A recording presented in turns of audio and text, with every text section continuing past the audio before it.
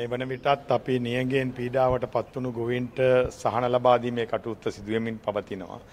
තව සතියක් විතර යනකොට ඒ කටයුත්ත අවසන් වෙන්න පුළුවන් වෙයි.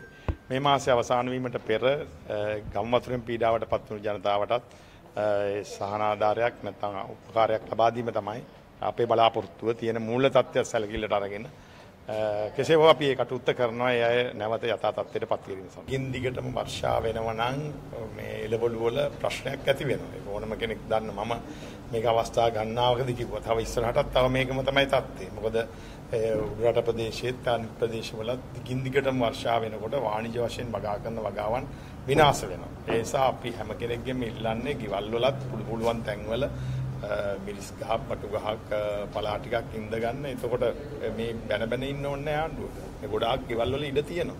ගොඩාක් පතු වල ඉඩ තියෙනවා. ඉතින් නගරේ ඉන්න මේ ෆ්ලැට් වල ඉන්න කට්ටියට අරෙන්න අනිත් කට්ටියට මේක කරගන්න පුළුවන්.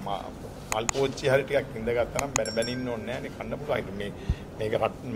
මේ අවදානම තියෙනවා. මේ කාලට මේ අධික වර්ෂාවක් එක දිගට දැන් මාස දෙකකටත් වැඩිය වහිනවා.